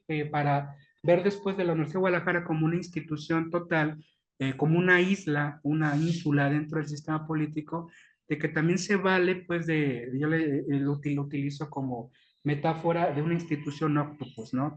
De tentáculos, vía grupos de interés, ciertos temas de agenda, y entonces para eso el ejercicio tiene que ver con ver realmente cómo opera y cómo pudiéramos entender o comprender a la Universidad de Guadalajara, ¿no? Entonces, es, digamos, la construcción del marco analítico, que básicamente es lo que en síntesis tuviera que ser como lo que allí está. Y obviamente eso que implica, implica el reto, ahora sí, el reto empírico de poner actores, de poner niveles de interacción. Y entonces el texto que les presento, que tiene como inquietud la parte esta descriptiva que complementa la anterior, es precisamente operativizar la propuesta teórico-metodológica, sistematizar y analizar toda esta evidencia empírica que les he señalado y bueno, me han apoyado tanto mi auxiliar como prestadores de servicio social para ver actores, facciones, grupos, las trayectorias, la trayectoria dividida en tres grandes rubros, es decir, la educación, la carrera burocrática interna, la burocrática externa o igual la político-partidista, ¿no? Entonces, detrás de esto está revisar lo que a veces es el material más concreto que son los currículums, ¿no? O sea, encontrarles estos elementos sociológicos que nos vayan dando una idea de cómo puede desenvolverse una aproximación, por eso siempre utilizo más bien estas palabras de siempre todo es una aproximación, no es la verdad total, sino que tratan de dar estas explicaciones. Y obviamente están estos apartados en que se empiezan a desgranar estos elementos de hablar de líder, del hombre fuerte, en el periodo que ustedes ya saben, de 1989 hasta el 2023, que esto marca toda una época obviamente trastoca no se puede estar uno ajeno a la coyuntura de lo que pasa, pero obviamente tratando de evitar pues la parte mediática, pues implica o no una serie de reflexiones, como anota de pie de a página, y entonces lo que tengamos aquí, digamos que esa es la estructura del texto, es decir, la categoría analítica luego se manifiesta empíricamente con el actor individual y o colectivo, y después se hace esa dimensión o lógica socioespacial que tiene que ver con una relación interna y externa como el eje articulador de ambas, ¿no? Entonces, en todo este modelo, la persona y el actor central, el líder, pues obviamente como ustedes saben, es el finado Raúl Padilla López. Hay que tener en cuenta todos estos elementos. No me quiero detener en detalles, son cosas que ustedes ya lo saben, sino más bien lo que a mí me interesa poner sobre la mesa es cómo pudiéramos darle una lectura a esto que todo mundo sabe, y ustedes, como bien como lo conocen, no hay asunto en tema de política o asunto público, medioambiental, urbano, donde la Universidad de Guadalajara no tenga algo que ver, ¿no? O sea, ya sea, bueno, todo tiene que ver con su historia de cambios institucionales. Los trabajos que ustedes saben son contados con la mano. Trabajos periodísticos abundan, pero académicamente, digamos que está Misael Gradilla, que fue su tesis de doctorado en el Colegio de México, que analiza precisamente la transición del 89 al 92, se llama Los laberintos del poder. Y luego están algunos trabajos de Adriana Acosta, que más bien tienen que ver con las políticas de educación superior, que más bien es del neoinstitucionalismo, pero estudios netamente políticos y con esta perspectiva, pues obviamente no están, de ahí que uno está consciente pues del riesgo y de lo que a lo mejor pueda gustar o no, pero uno intenta en la medida de lo posible de tratar de ser lo más objetivo y riguroso que se pueda para tratar de establecer, bueno, estas dimensiones socioespaciales e institucionales en análisis político. Luego, junto al líder, obviamente hay estas camarillas. Coloquialmente, ustedes saben que históricamente se ha conocido como el Sanedrín, esta idea incluso del Sanedrín desde la religión judía, este grupo cerrado que decide todas las decisiones de toda una comunidad, tiene este mote. Ha pasado por varias etapas, pero digamos que en el periodo estudiado, pues obviamente están integrados por estos cuatro personajes más el líder, que al final tenía la última, la voz o la decisión, sobre todo en la cuestión más sustantiva, que es la parte de la elección del rector general. Y obviamente, y desde ahí, pues obviamente se empieza a repartir los espacios, las posiciones al interior de la Universidad de Guadalajara, y obviamente, pues obviamente, es donde realmente se decide lo sustantivo, ¿no? Se toca en el documento lo recientemente que acaba de pasar, que implica o no, habrá que ver si implica o no una transición a la segunda fase, pero hay elementos para seguir reflexionando, pero ahorita lo importante es sobre todo darle esa lógica. Y obviamente después de este grupo compacto y cerrado, hay toda una lógica de facciones y grupos internos al interior en función de liderazgos generacionales, de sectores, de gremios, de estos tres pilares formales que tiene la Universidad de Guadalajara, que es el secretario de académicos, trabajadores administrativos y precisamente la Federación de Estudiantes Universitarios. Obviamente, también con pláticas y entrevistas con actores claves o informantes claves, te van diciendo, bueno, que hay relaciones clientelares, el reparto de posiciones. Entonces, toda esta lógica es lo que le da sentido, pues, a cómo se estructura al interior de la Universidad de Guadalajara, pues, sus dinámicas internas. Y obviamente, y también sus relaciones con partidos políticos, es cuando la Universidad de Guadalajara trasciende sus asuntos internos para convertirse en una lógica de lo que pudieran ser grupos de interés, grupos de presión, o si no tan así, tan cuando el asunto público político sea marcado y tenga el interés del grupo compacto de poder o del hombre en ese momento el hombre fuerte de la Universidad de Guadalajara, están otros asuntos que tendrían que ver pues precisamente con esta idea del ámbito más bien de incidir en lo público, ¿no? Y hay una serie de actores, una constelación de nombres con las credenciales académicas, entre académicos, pero también con una función pública para jugar en los asuntos, ya sea de legitimar algunas decisiones o acciones, o por el otro también pues de oponer resistencia a algunas cuestiones, ¿no? Entonces, ¿por qué? Porque la Universidad de Guadalajara tiene un asiento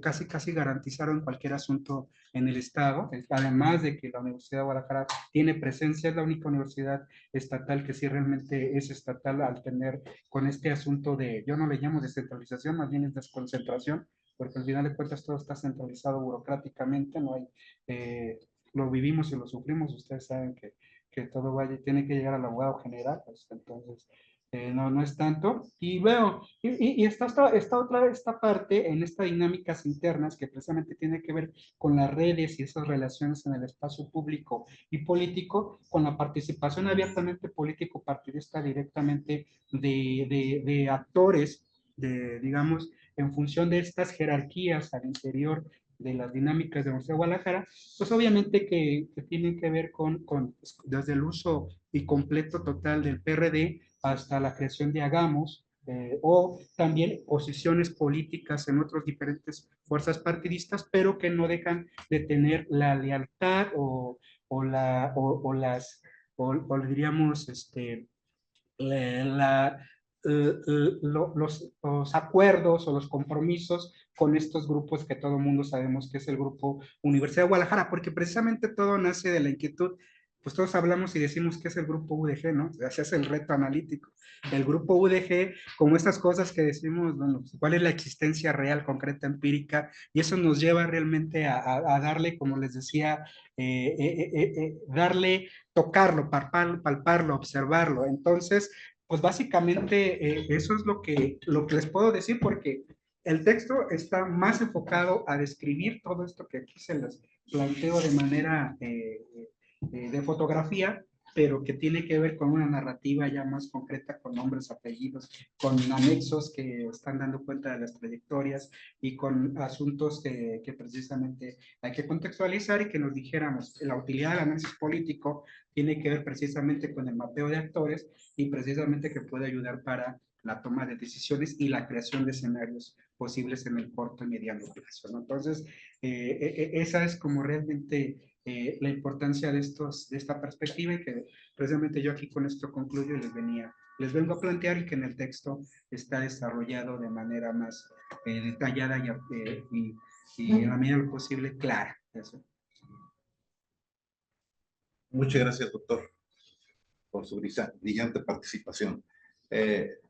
No sé si alguien de la audiencia quiere expresar alguna pregunta, algún comentario. Sí, doctor, bueno, pues usted sabe que a mí me gusta el tema de la universidad y me gusta siempre su trabajo. Pues por hacerle la barba ya no sus calificaciones. Sabe que es auténtica mi postura. Y yo sé que no es propiamente el trabajo, pero sí me causa curiosidad siempre su opinión respecto de cómo influye, por ejemplo, el año pasado, bueno, primero la muerte pues, del líder, segundo, esa cuestión de llevar el presupuesto de la universidad a un presupuesto constitucional del 5%, allá asegurado, y qué perspectiva o qué opinión tiene de que se vaya, por ejemplo, ya podemos decir el rector a la Subsecretaría de Educación para encargarse de todo el tema universitario en el gobierno de Sheinbaum. Y hace otros personajes más que se están yendo junto con él, por ejemplo, Neto se va para allá, estaba ahí como abandonado en el Instituto de Estudios Legislativos en el Congreso y ya presume que se va junto con el rector para allá, también en la Ciudad de México.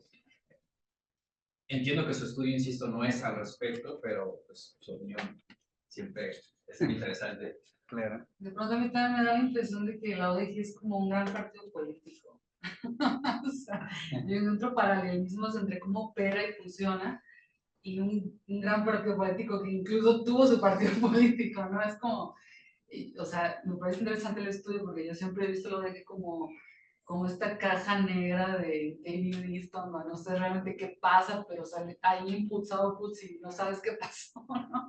Entonces a mí, como desentrañar un poco se me hace hasta un poco, pues, como usted decía, ¿no? Cosas de las que mucha gente sabe, pero poco se habla y la pregunta sería, ¿por qué?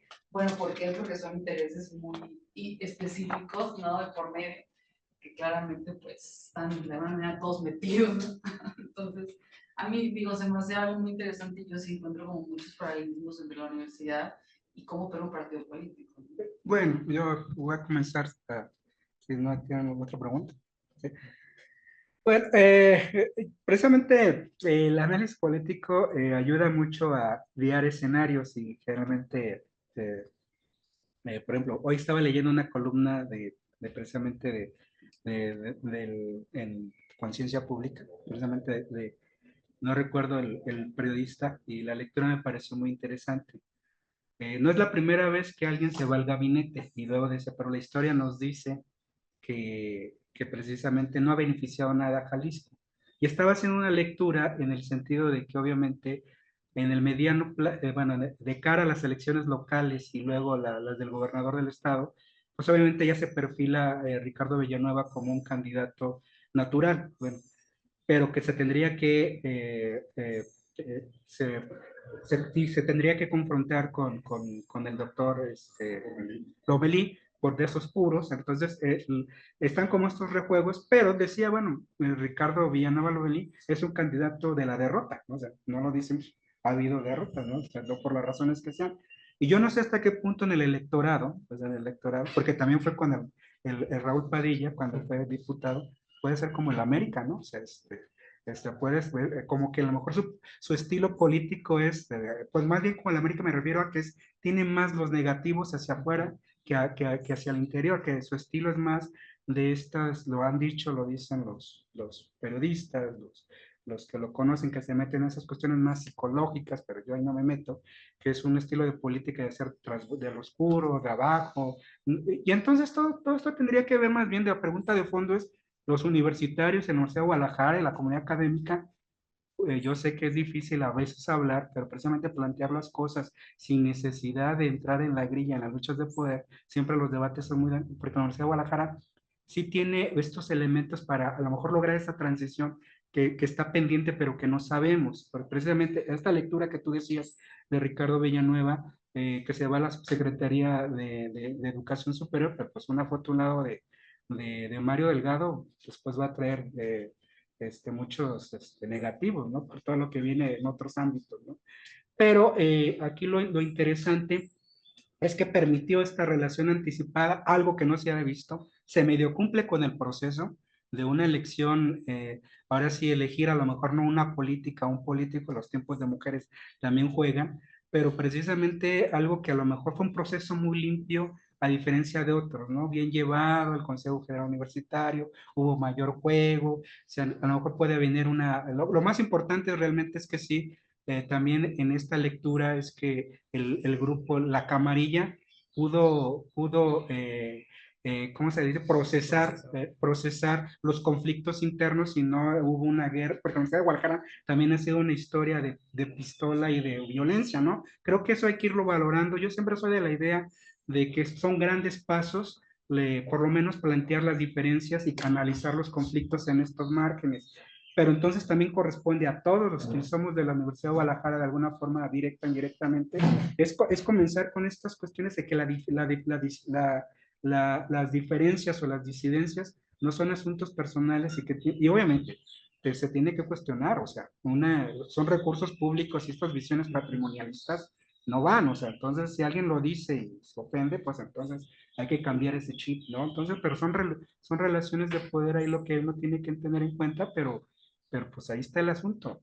Nadie, yo a veces critico a mis amigos académicos del museo, muy críticos hacia afuera, pero al interior no dicen nada, ¿no? Eso dice algo, ¿no? Entonces, pero precisamente yo sé a lo que me arriesgo en términos del trabajo netamente académico, ¿no?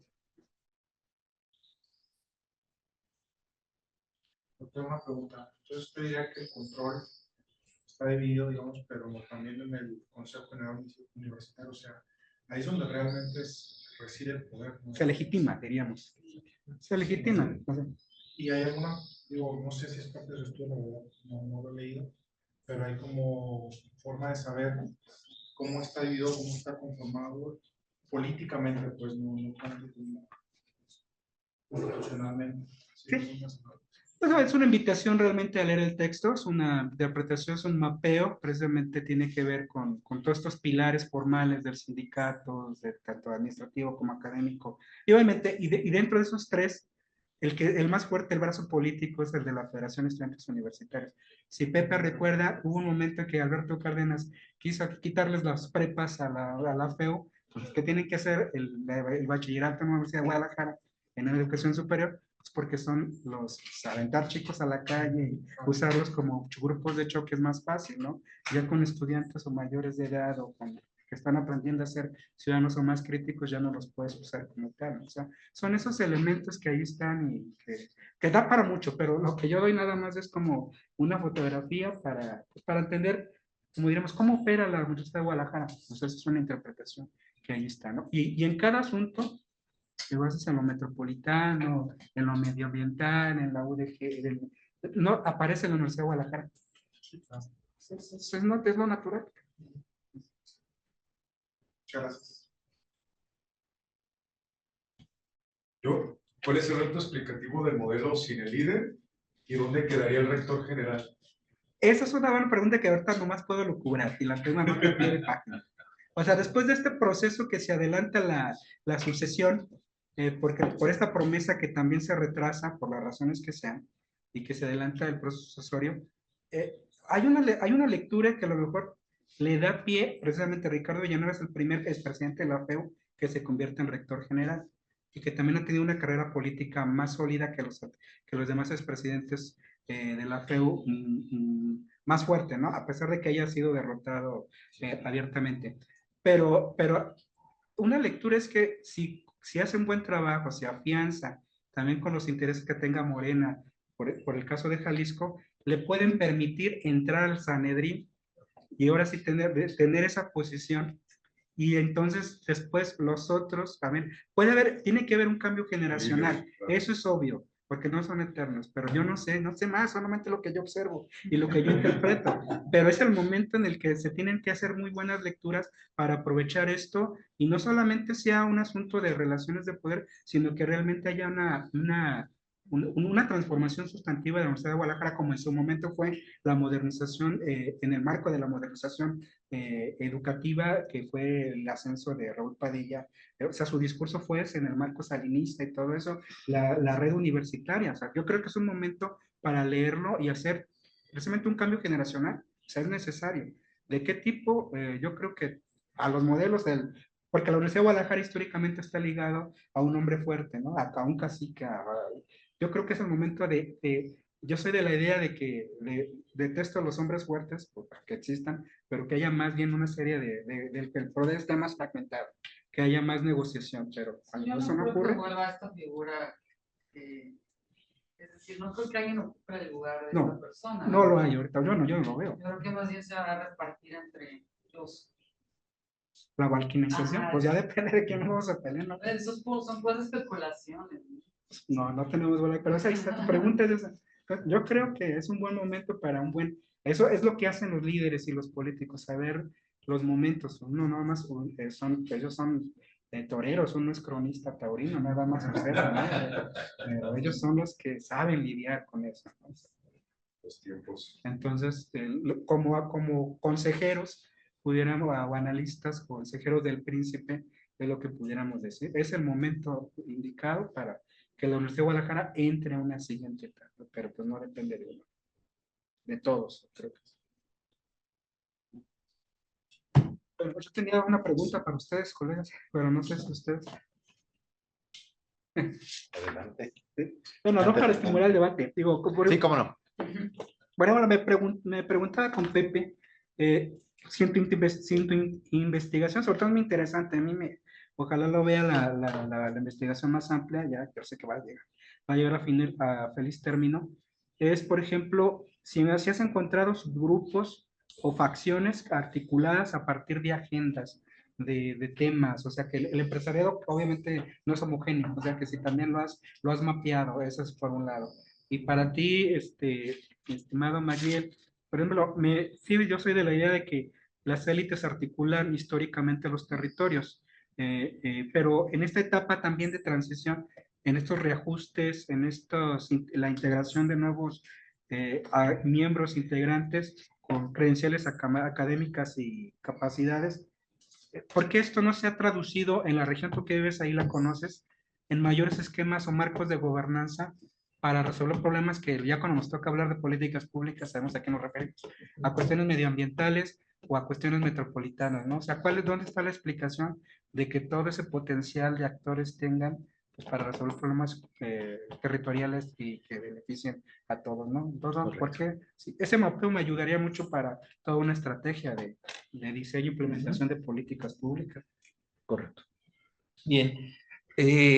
Sobre tu pregunta, Alberto, sí hay un mapeo y las temáticas o las agendas tienen que ver más enfocadas hacia cuestiones de la administración de recursos, las finanzas públicas, se maneja mucho y eso es algo que ha sido recurrente desde el 95 para acá, cuestiones de innovación, se enfocan a las carteras de innovación, de desarrollo económico, lo que sea que eso signifique, pero recurrentemente vemos a los liderazgos surgidos de las cúpulas empresariales ocupando las carteras que tienen que ver con la presupuestación, la administración de recursos, las finanzas públicas y también de manera muy marcada la cuestión de la innovación tecnológica. Esos son los cuatro temas. Digo, salvo ahora, pues el caso de Pablo Lemos es un caso paradigmático también y muy curioso, pues porque de ser primero líder de las juventudes empresariales, luego líder empresarial, después tuvo su beta en los medios de comunicación, luego la administración pública municipal, y ahora pues el gobierno ahí como que tiene el panorama más abierto, ¿no? Hubo un caso de Guillermo Martínez Mora que también estuvo inserto en la Secretaría de Educación, porque eso también es un debate que les interesa mucho, algo que me encontré yo por ahí, que está presente en los gobiernos del 95 para acá, la participación o la formación en el IPADE, ¿no? En este instituto relacionado con la Panamericana y con la UP, perdón, y con el Opus Dei, y solamente en alguna ocasión fue Guillermo Martínez Mora quien estuvo en la Secretaría de Educación. Y ahí, afortunadamente, creo, para la libertad de cátedra y para la pluralidad de la educación, sobre todo de la educación pública, porque toman decisiones públicas, toman decisiones generales que nos vinculan a todos, que se supone que van en un ámbito de bienestar colectivo, de bienestar general o de bien común, como lo han llamado ellos, no ha permeado mucho, afortunadamente, que sí lo ha hecho, pero no mucho, la parte de la educación pública. Esos son las agendas y los temas que me he encontrado por ahí en los resultados y en los hallazgos de esta investigación. Pues de propios intereses, ¿no? Empresariales. Sí, también. O sea, como que quieren estar ahí para detener al gremio, ¿no? Esa es la crítica que se les ha hecho, ¿no? Hacer pasar como intereses generales, como intereses colectivos, un interés particular. Y bueno, hay muchas contradicciones en todo ello porque llegaban o llegaron al principio con el discurso de la eficacia, de la honestidad, de la transparencia, y por la vía de los hechos y en la práctica no se dio tanto, ¿no? Hay elementos, por ejemplo, o sea, una serie de encuestas, sondeos de opinión y análisis ya así con datos duros que no les va muy bien en la cuestión de los resultados, ¿no? Muy bien, gracias. Trataré de aterrizar la idea poniendo en contexto lo siguiente. Dentro de los ejercicios que tuvimos durante más o menos 6 meses, donde sale la primera convocatoria, la primera invitación del doctor Arellano, nos dimos a la tarea de implementar 2 teorías, la teoría de la acción participativa y otro, nos aproximamos la teoría fundamentada.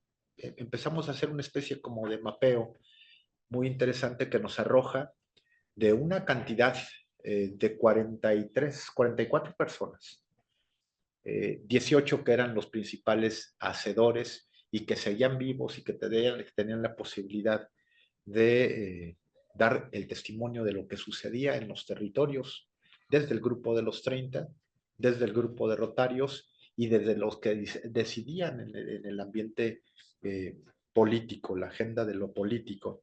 Y bueno, debo comentarles que a partir de algunas anotaciones pudimos detectar lo que en su momento Luis F. Aguilar Villanueva hablaba de acción social y de acción política. Tenemos 2 realidades que se hibridan.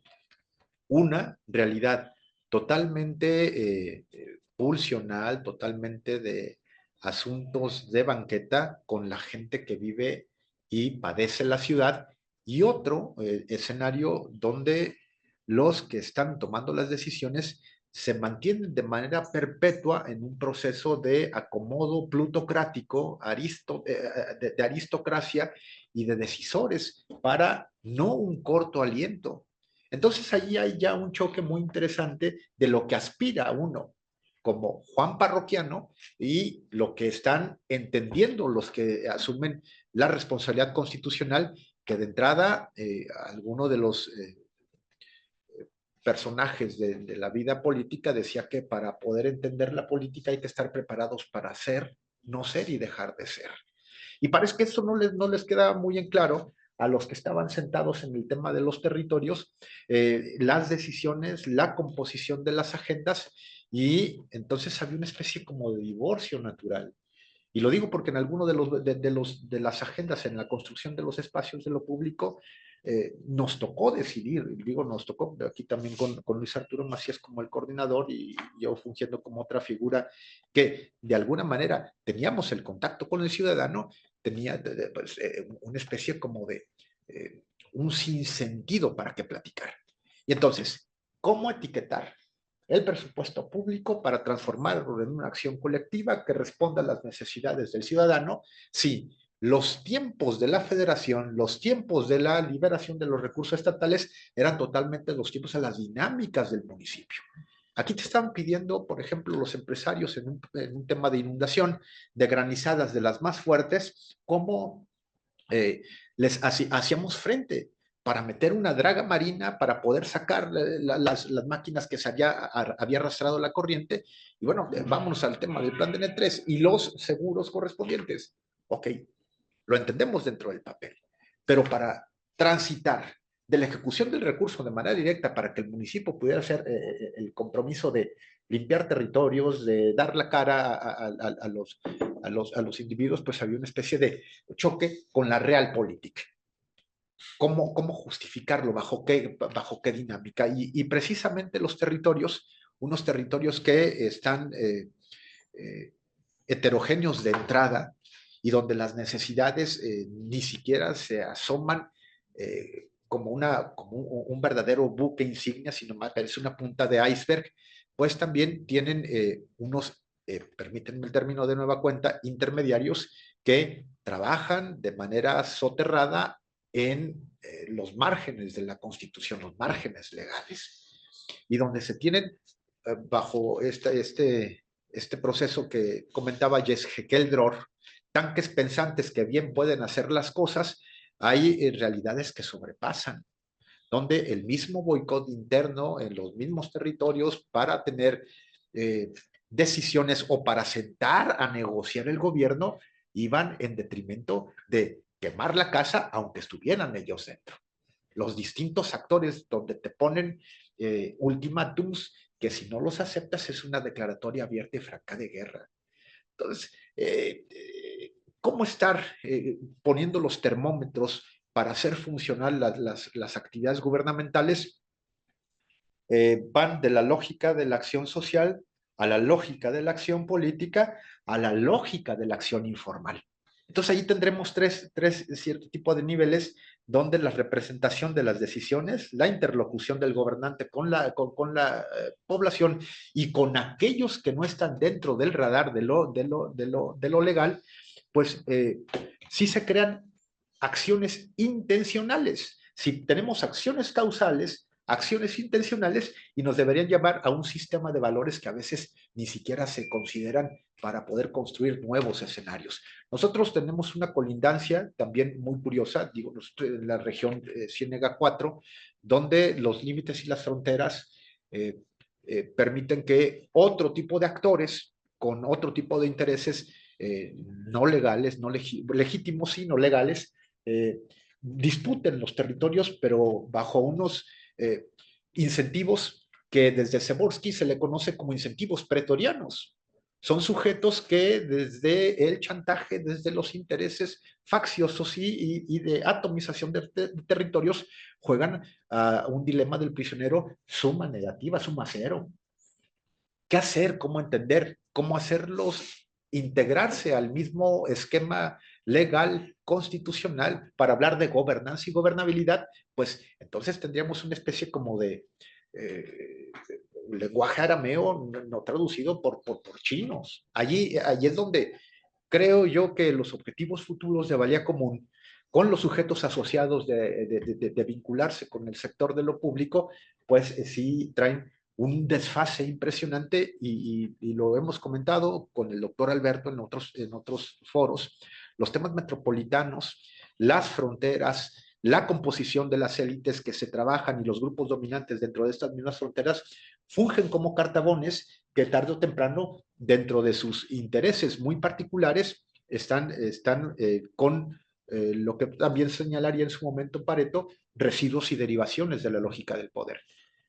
¿Cuáles son las más adecuadas? Podríamos hablar de un fortalecimiento institucional que no se tiene, pero no porque no se quiera, sino porque los que pueblan los gobiernos locales van a tener una, lamentablemente, desventaja competitiva de saber que se sientan en una especie de silla de decisión, en una comisión edilicia, sin saber ni siquiera, bajo la lógica de ser titulares de una comisión edilicia de educación, leer y escribir, son ágrafos funcionales.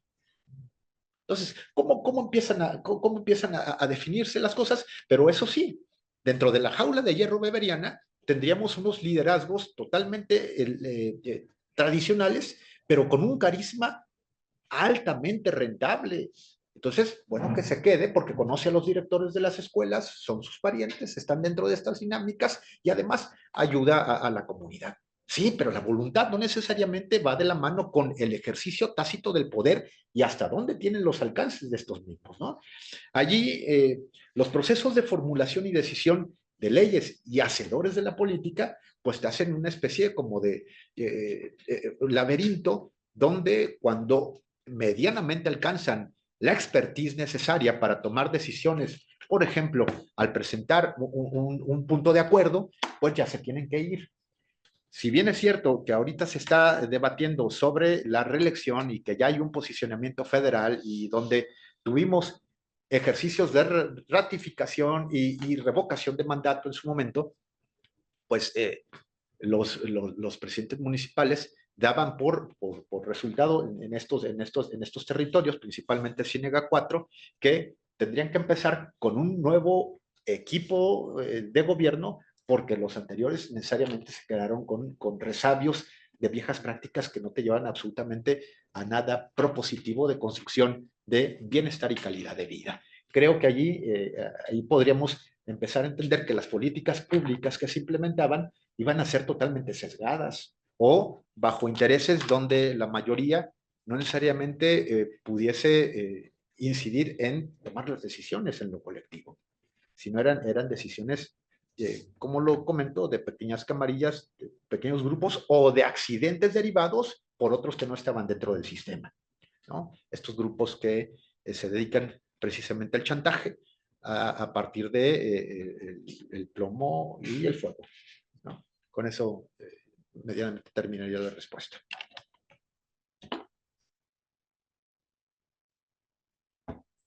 Bueno, pues si no hay algún otro comentario, alguna otra pregunta, intervención, pues no nos queda más que agradecer su presencia y terminar con esta mesa. Muchas gracias y buenas noches.